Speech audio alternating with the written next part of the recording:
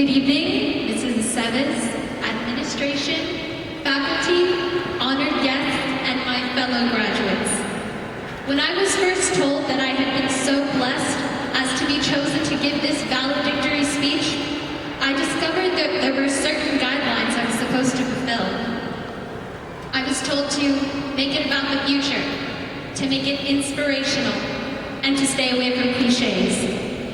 In order for me to achieve this grand task, I sought out counsel and received a response from one of my English teachers. She encouraged me to reveal the truth of myself in this speech. But I found this task to be extremely difficult.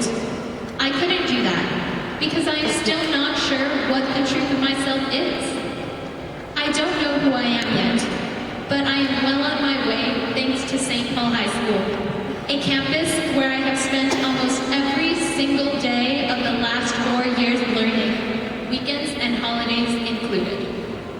In these classrooms, I've learned everything from the difference between instrumentalists and musicians to Avogadro's constant, and to the enlightenment values of Benjamin Franklin.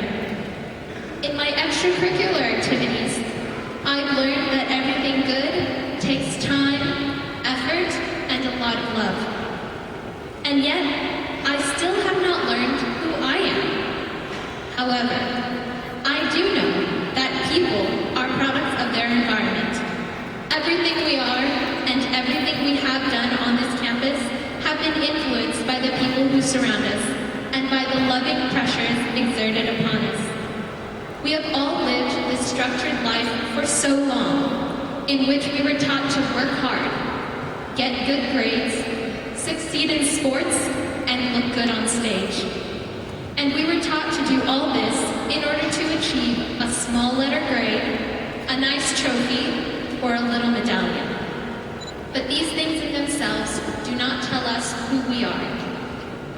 As a result of being so focused on achievement, I used to think of myself as only defined by the grades that I got. It wasn't until my senior year, when my grades slipped ever so slightly, that I realized that we as people are so much more than how the world defines us. In particular, we, the class of 2013, are dynamic, free thinkers who cannot be summarized by anything concrete. Our GPAs don't define us, nor do our awards, medals, trophies, the number of points we've scored, free throws we've sunk, goals we've shot, or the number of holes in one we've achieved. Still, the world is going to try to label us, place our lives and our experiences onto sheets of paper they'll call our resumes. They're going to make us believe that we are only worth what is printed on these little white pieces of paper. They're going to let us know that what matters is what we can prove in hard ink and paper. At the same time that they are pushing us to attain these good pieces of paper, they tell us not to do certain things so that we might avoid getting other little slips of paper, like violation slips, Saturday detentions, and tickets. But even the combination of these good and bad sheets do not allow for the fullness of a person to be revealed. A drop of ink and a pressed tree, or even a gallon of ink and 10 pressed trees, whether good or bad, cannot even begin to piece together what is the truth of a human being. So, how should we be defined? How can we discover the truth of ourselves? We, St. Paul High School's graduating class of 2013, know that we are multi-dimensional people whose true selves cannot ever be summarized or expressed in numbers, words, and figures. We know that our integrity is not something to be ignored and forgotten in order to get to where we are going. And yes, I realize the ironic fact that it was those little letter marks in pen that got me to where I am right now, speaking in front of hundreds of people as the valedictorian of my senior class, but I believe I am up here for so many other reasons.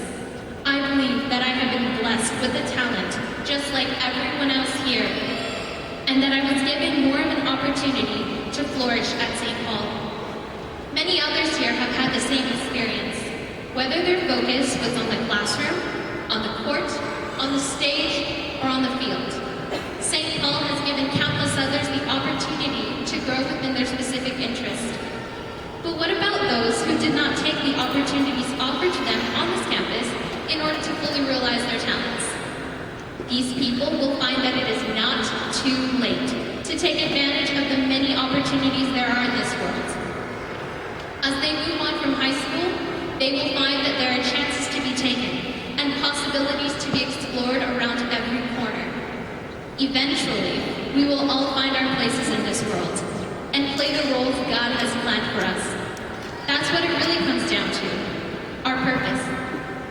As Catholics, we believe that we have each come to this earth with a purpose, with a goal and an ultimate end game. We believe that everything we accomplish is all done for the greater glory of God. Our ultimate purposes have yet to be fulfilled.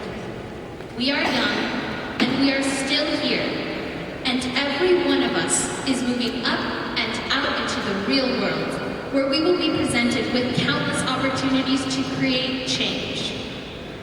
There are no limits placed upon the possibilities out there.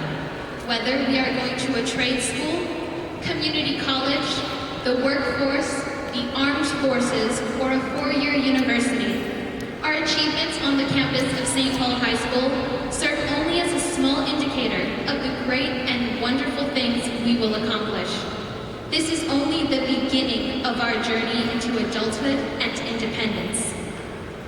Graduate literally means to take a step, and our final procession out of the doors of this cathedral is our first step. With diplomas in hand, we are going to face the world with bright eyes and an open future, ready for anything. Thank you.